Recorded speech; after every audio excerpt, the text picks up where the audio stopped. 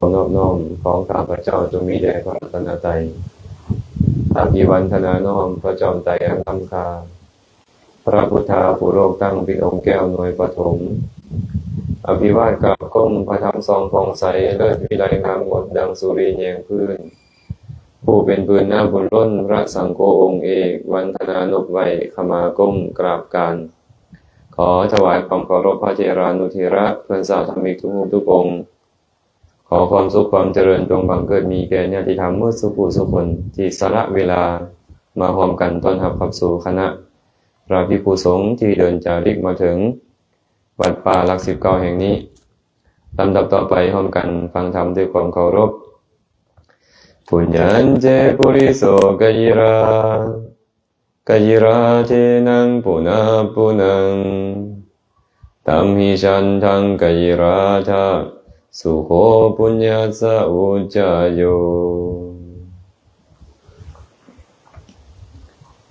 ปุญญัญเจปุริโสกยิราเทนังปุนาปุนังตัมหิฉันทังกยิราทะสุโขปุญญาสะอุจจโยถ้าหากว่าบุคคลจะกระทำบุญก็ควรกระทำบุญนั่นดุควรยินดีพอใจในบุญนั่นเพราะว่าการสร้างสมบุญเป็นเหตุนำความสุขมาให้พระผู้มีพระภาคเจ้าได้ตรัสไว้แบบนี้ฉะนั้นพวกเราก็ถือว่าเป็นผู้ขนขวายในเหตุแห่งความสุขการสร้างสมบุญเป็นเหตุนำความสุขมาให้ก็เลยพากันมาสร้างสมบุญเพื่ออย่างไรเพื่อมีความสุขเป็นผลเพราะว่าจะเป็นความสุขในโลกนี้ความสุขในโลกหน้าหรือความสุขอย่างยิ่งคือพระนิพพานก็ตามก็ต้องอาศัยบุญกุศลทั้งนั้นเดี๋ยวเบิ่งแต่ละคนก็เบิ่งมีแต่หน้าเก่า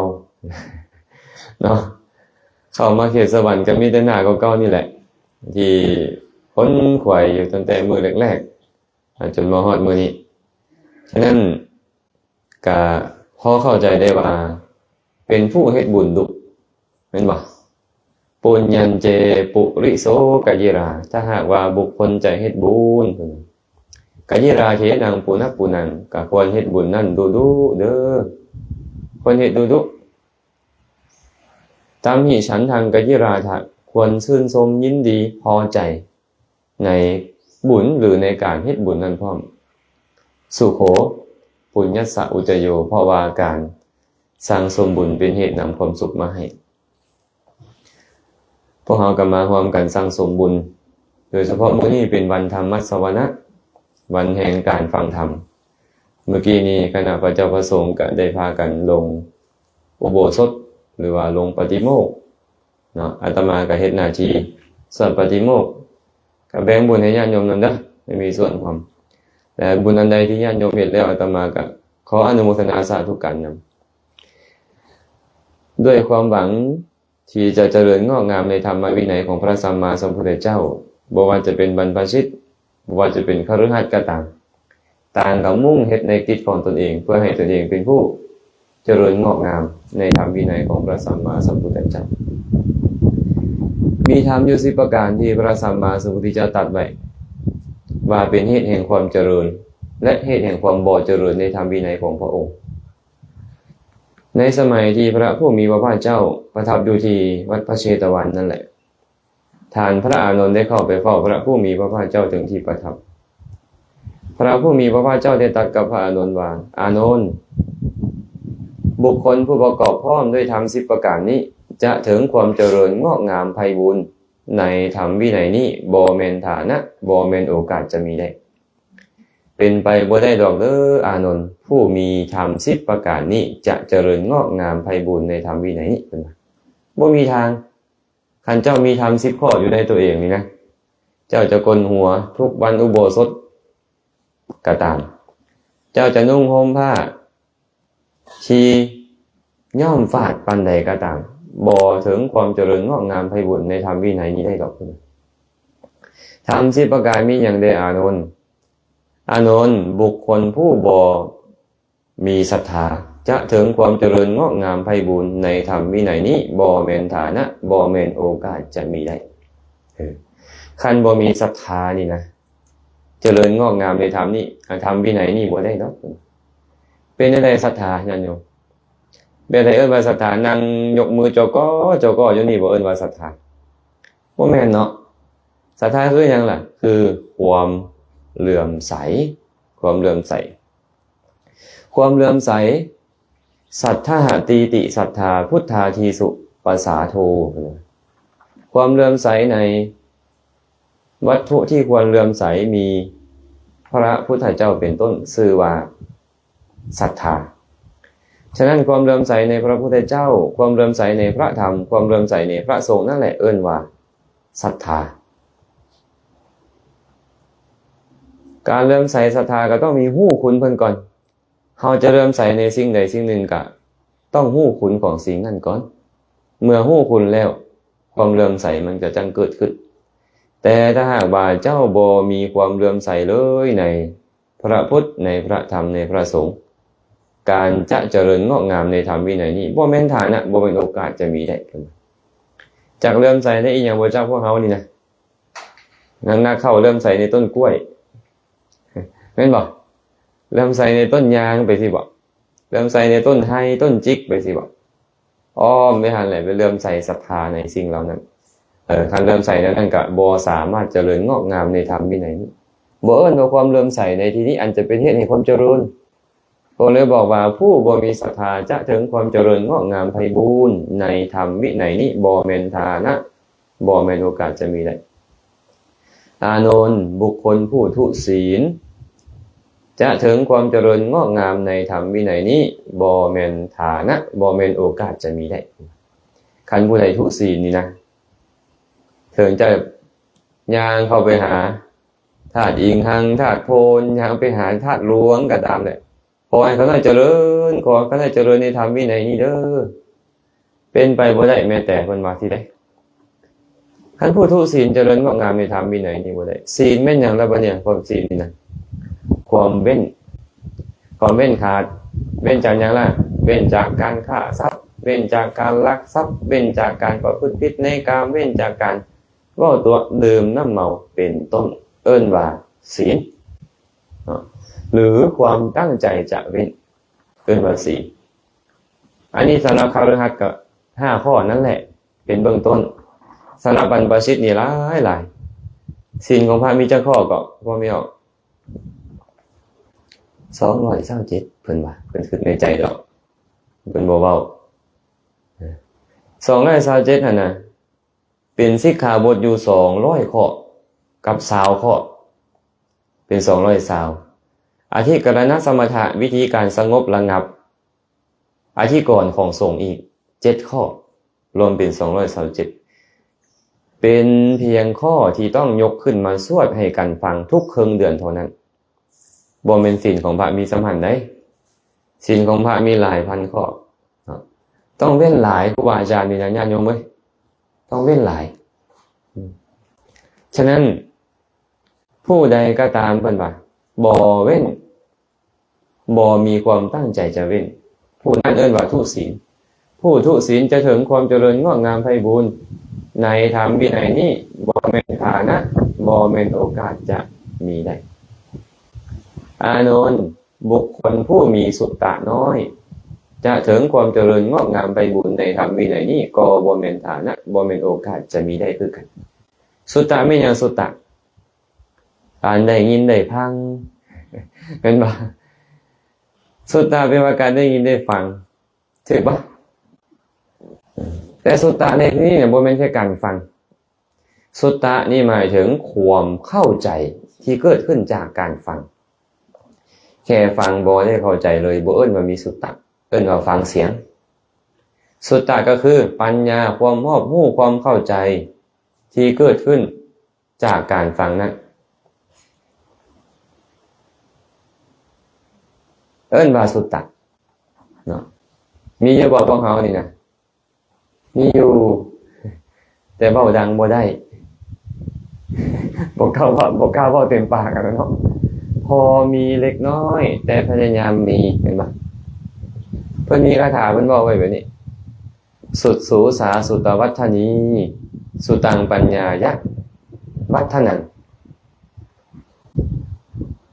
ปัญญาอัตถังชานาติญาโตอัตโธสุขาวโหการฟังดีเป็นเหตุให้การฟังเจริญปัญญายอมเกิดยอมเจริญขึ้นเพราะการฟังดีนั้นบุคคลยอมหู้อัดหู้ทำได้ด้วยปัญญาของผู้ใดหู้อัดหู้ทำแล้วยอมนำความสุขมาให้คันฟังดีนี่การฟังเจริญเพิ่นคันเงียงหูลงฟังนี่ผู้ใดก็อยากเทศน์ให้ฟังเป็นบ่พอนนตันคันเว้าไปแล้วก็โซกันเซ้ยเล่นแต่โทรศัพท์นั่นอยู่เป็นตาเว้าให้ฟังบ่ผู้ใดก็คือสิบ่อยากเว้าให้ฟังเนาะแสดงว่าการฟังบ่เจริญขึ้นคันฟังบ่ดีคันเงียงหูลงฟังดีโอ้ยครูบาอาจารย์องค์ใดก็อยากเทศน์อยากเว้าให้ฟังการฟังก็เจริญขึ้นแม่นบ่มาเท่าใดก็โอ้ยไปเทศน์ให้ผู้นี้ฟังก่อนไปเทศน์ให้ผู้นี้ฟังก่อนเพราะเขาฟังดีปัญญายอมเกิดขึ้นจากการฟังดีนั่นบัดนี้เมื่อเจ้าได้ฟังอยู่เรื่อยๆฟังอยู่เนืองๆปัญญามันก็เกิดขึ้นฮู้ว่าอันใดดีอันใดชอบอันใดถูกอันใดผิดอันใดควรอันใดบ่ควรอันใดมีประโยชน์บ่มีประโยชน์แม่นบ่ปัญญายะอัตถังชานาติบุคคลยอมฮู้ประโยชน์เพราะมีปัญญาฟังแล้วปัญญาเกิดขึ้นฮู้แล้วประโยชน์บัดนี้ค่อยสิเอาประโยชน์แม่นบ่ค่อยสิทิ่มสิ่งที่บ่เป็นประโยชน์ญาโตอัตโธสุขาวโหผู้ฮู้อัดฮู้ทำแล้วหั่นนะยอมนำความสุขมาให้ตัวเพิ่นว่าฮู้แล้วเด้ว่าอันนี้เป็นประโยชน์โลกนี้อันนี้เป็นประโยชน์โลกหน้าอันนี้เป็นประโยชน์อย่างยิ่งคือพระนิพพานเฮาฮู้ประโยชน์แล้วปัญญามันเกิดขึ้นแล้วมันก็นำความสุขมาให้มันก็ทิ่มสิ่งที่บ่เป็นประโยชน์เฮ็ดแต่สิ่งที่เป็นประโยชน์แต่ถ้าหากเขาบ่มีสุตตะได้บ่เนี่ยพระพุทธเจ้าก็เลยบอกว่าอานนท์ผู้บ่มีสุตตะหรือผู้มีสุตตะน้อยนั้นจะถึงความเจริญงอกงามไพบูลย์ในธรรมวินัยนี้บ่แม่นฐานะบ่แม่นโอกาสจะมีได้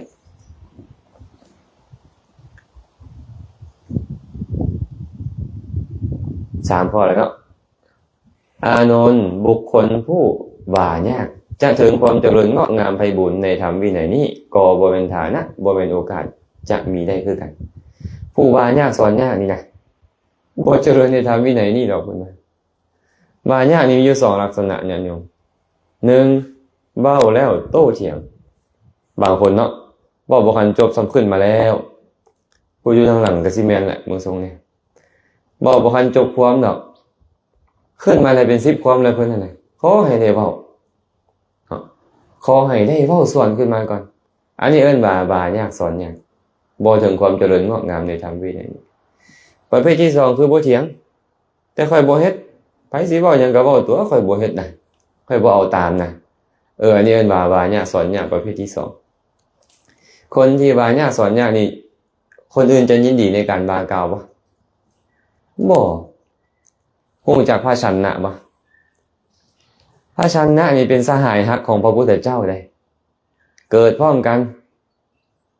เล่นมานำกันแต่น้อยจนใหญ่เป็นสหายหักพาออกบวชพร้อมแต่หลังจากพระพุทธเจ้าบวชตรัสรู้แล้วพระชนะก็มาบวชตามถือเนื้อถือตัวแล้วเพิ่นน่ะมีมานะกล้าแข่งแล้วบ่ฟังไผพระพุทธเจ้าก็ยังบ่สอนเบิ่งแม่เฮงขนาดนั้นได้ญาติโยมเว้ยพระพุทธเจ้าบ่สอนนะจนมื้อสุดท้ายพระพุทธเจ้าจะปรินิพพานอายุ80แล้วตอนนั้นน่ะพระชนะก็อายุ80คือกันพระอานนท์ก็อายุ80คือกันเด้ก็บอกกับพระอานนท์ว่าอานนท์เอ้ยเมื่อตถาคตปรินิพพานแล้วภิกขุบ่ควรสั่งสอนบอกกล่าวแนะนำพระชนะให้ลงพรหมทัณฑ์แก่พระชนะเพิ่นว่าลงพรหมทัณฑ์เฮ็ดได้ไดบ่บอกกล่าวบ่ตักเตือนบ่แนะนำเอิ้นว่าลงพรหมทัณฑ์ลงโทษแบบพรหมนี่บ่ให้บ่ด่าไผมีแต่เมตตากรุณามุทิตาและอุเบกขาวางเฉยนำพระสงฆ์ก็ลงโทษพระชนะโดยการบ่บอกกล่าวตักเตือนสุดท้ายพระชนะเกิดความละอาใจเกิดขึ้นเนาะให้เลยหมู่บ่บอกบ่กล่าวจะค่อยประพฤติตัวแก้คืนบรรลุเป็นพระอรหันต์ในภายหลังเนาะฉะนั้นหากว่าตัวเอง เป็นผู้ว่ายากสอนยากนี่นะบ่มีทางว่าจะเจริญงอกงามบ่มีทางพระพุทธเจ้ารับประกันเลยอานนท์บุคคลผู้คบมิตรสัวคบสหายสัวจะเจริญงอกงามไพบูลย์ในธรรมวินัยนี้ก็บ่แม่นฐานะบ่แม่นโอกาสจะมีได้เช่นกันถ้าหากว่าเจ้านี่นะเป็นผู้คบแต่คนสัวเป็นมิตรคบสหายสัวคบแต่คนมักฆ่ามักลักขโมยมักประพฤติผิดในกามมักเว้าตัวมักดื่มน้ำเมาเขาพาเจ้าไปไสเขาก็พาเจ้าไปเฮ็ดในสิ่งเหล่านั้นแม่นบ่เมื่อเจ้าเฮ็ดในสิ่งเหล่านั้นเจ้าจะเจริญงอกงามในธรรมวินัยนี้บ่แม่นฐานะบ่แม่นโอกาสจะมีได้เห็นบ่พระโกกาลิกะเป็นต้นไปคบไผคบพระเทวทัตสุดท้ายพินาศหมดเนาะพระพุทธเจ้าตรัสไว้แบบนี้ อานนท์บุคคลผู้เกียจคร้านบ่ปรารภความเพียรจะถึงความเจริญงอกงามไพบูลย์ในธรรมวินัยนี้ก็บ่แม่นฐานะบ่แม่นโอกาสจะมีได้คือกันขี้คร้านมักง่ายบ่ท่องบนสาธยายบ่ประพฤติศีลปฏิบัติธรรมบ่เฮ็ดข้อวัดน้อยใหญ่ต่างๆเจริญบ่แบบนี้เจริญบ่ได้เจริญบ่ได้ดอกบ่ว่าจะเป็นบรรพชิตบ่ว่าจะเป็นคฤหัสถ์บ่เจริญงอกงามในธรรมวินัยนี้หากเกียจคร้านบ่ปรารภความเพียรพระพุทธเจ้าตรัสไว้แบบนี้หากเกียจคร้านนี้บ่สามารถที่จะเจริญงอกงามในธรรมวินัยนี้ได้พุ่น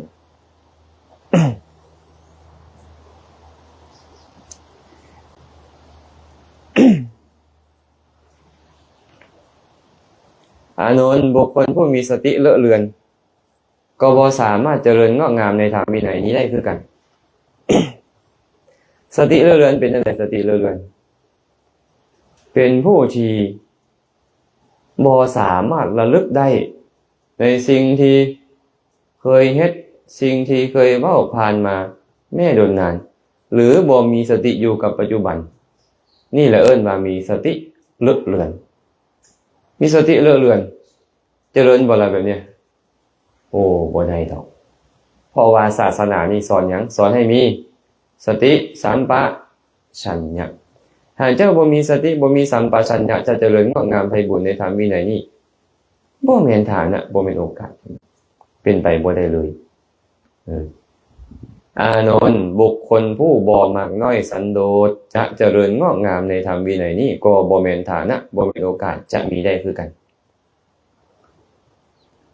เป็นไปได้บ่มักน้อยบ่สันโดษเนี่ยบ่พอใจในสิ่งที่มีบ่ยินดีในสิ่งที่ได้จีวรที่ได้มาก็บ่พอใจบิณฑบาตที่ได้มาก็บ่พอใจ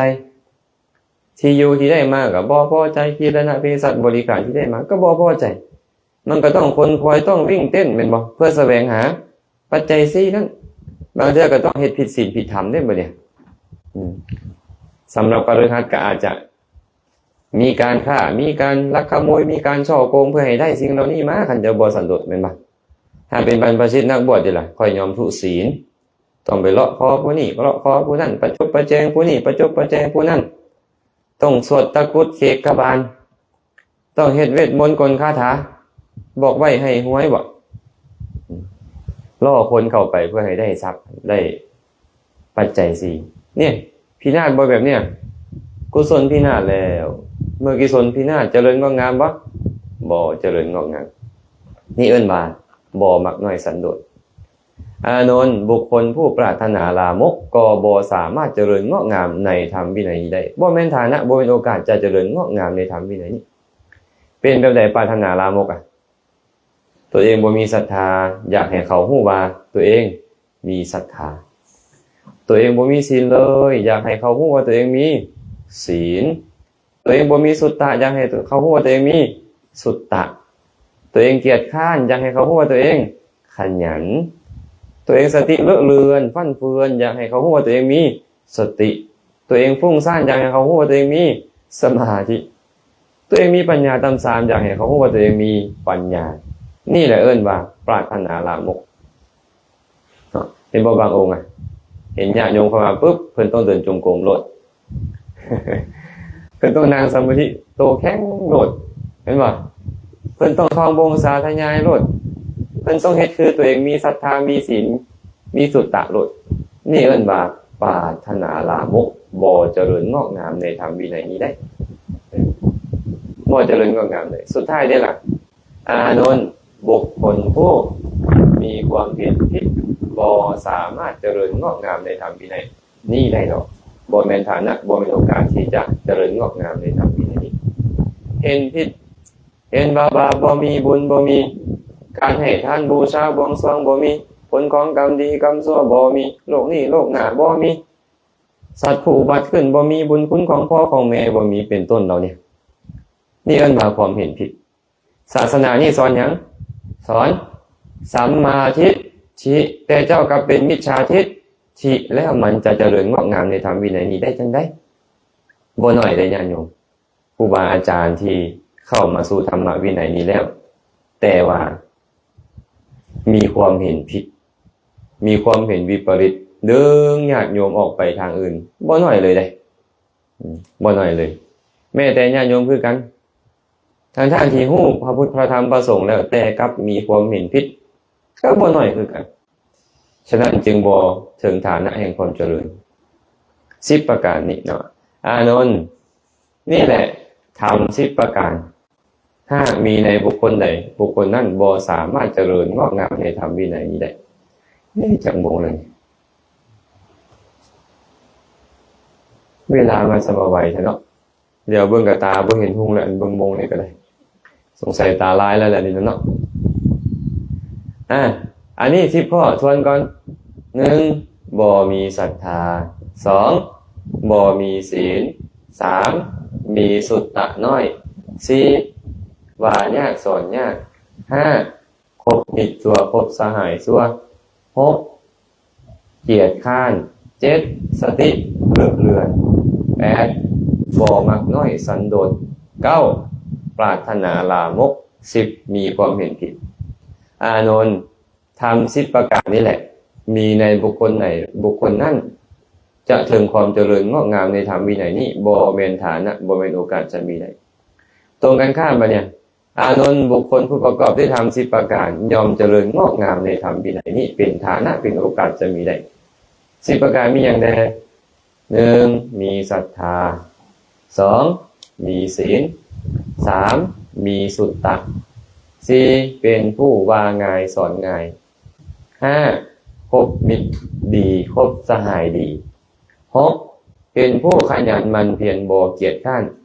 7เป็นผู้มีสติบ่หลงลืม8เป็นผู้มักน้อยสันโดษ9เป็นผู้บ่ปรารถนาลามก10เป็นผู้มีความเห็นตรงมีความเห็นชอบอานนท์บุคคลผู้ประกอบด้วยธรรม10ประการนี่แหละยอมเจริญงอกงามในธรรมวินัยนี้ได้พอเฮามีจักข้อบ่ใน10ข้อนะคันบ่มีเลยก็บอกตัวเองพินาศว่าสิเด้อบ่เจริญงอกงามในธรรมวินัยนี้ดอกบอกตัวเองได้เลยพระพุทธเจ้ารับประกันไว้ล่ะบ่มีทางที่จะเจริญงอกงามคันบ่มีธรรมเหล่านี้คันธรรมเหล่านี้แม้แต่ข้อเดียวมีอยู่ในเฮาก็ใกล้ความเจริญแล้วแต่ถ้ามีครบทั้ง10ประการเจริญงอกงามในธรรมวินัยนี้แน่นอนเนาะไอ้ซะเนาะก็ขอฝากธรรม10ประการนี้ไว้เด้อคันผู้ใดจื้อบ่ได้ก็ไปฟังคืนไปทบทวนพิจารณาคันมีในตนแล้วก็รักษาไว้คันยังบ่มีก็เฮ็ดให้มีให้เกิดขึ้นอะไรมื้อนี้เวลาน้อยหน่อยครับผมจะขอสมควรก่อนขอจบการกล่าวธรรมลงเพียงเท่านี้ขออนุโมทนาบุญนำครูบาอาจารย์พระสงฆ์สมณเณรตลอดถึงที่ญาติโยมหมดทุกผู้ทุกคนที่ได้นำภัตตาหารหวานข้าวมาถวายแก่คณะพระเจ้าประสงค์มาต้อนรับขับสู่พระเจ้าประสงค์ก็ขอให้กุศลทั้งหมดจงเป็นปัจจัยอำนวยอวยไสให้ทานทั้งหลายจงได้ประสบพบเจอแต่ความสุขปราศจากทุกข์ทั้งปวงหากปรารถนาสิ่งหนึ่งประการใดอันเป็นไปในทางที่ชอบประกอบด้วยธรรมแล้วก็ขอให้ความปรารถนาของทุกคนทุกทานจงสำเร็จโดยทั่วกันทุกทานทุกคนเถิดขอแจ้งข่าวบุญตื่มน้อยหนึ่งเนาะเพราะว่าดีมื้อแรงนี่จะได้เดินทางไปฮอดเซโนเพิ่นมีออกโรงระดาเนาะเพิ่นก็จะต้อนรับกับสู่ครูบาอาจารย์ถวายน้ำปานะฟังธรรมตามสมควรตกกลางคืนก็แม่น แม่ต้าอยู่ไปไหนก็ดงเห็นเนาะอยู่ดงเห็นเพิ่นก็นิมนต์ประสงค์เข้าสู่ตระกูลใส่ซอยสถานที่สนทนาธรรมครับผู้ใดสนใจอยากสนทนาธรรมก็ไปส่วนมื้ออื่นก็กลับมาพักอยู่ที่วัดโพธิญารามเซโนตอนแรกก็จะมีการไหว้พระสวดมนต์สนทนาธรรมเช้ามื้อวันที่5เพิ่นก็มีการเปิดงานปฏิบัติธรรมพร้อมแม่นบ่และมีการถวายสังฆทานแก่คณะพระเจ้าพระสงฆ์ท่านญาติโยมท่านใดมีเวลาอยากจะไปฟังธรรมสนทนาธรรมเป็นความบุญกันสามารถไปได้เด้อบอกบุญเท่านี้แหละต่อไปครับพอเลยเนาะขอการประสงค์ให้ก่อนย่อๆได้มาหน่อยเด้อสัพพิติโยวิวัชชันตุสัพพะโรโควินัสสตุมาเตภวัตวันตรายโยสุขีทีฆายุโกภวะอาภิวาทนาสิริสานิจังวุธาปจายโนจัตตารโอธัมมาวัฏันติอายุวันโนสุขังภาลังสาธุอากาศผสมพร้อมกันเตรียมกราบ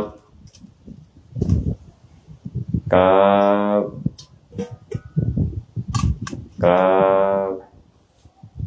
าบไปถวายอาหารนำกันบัดนี้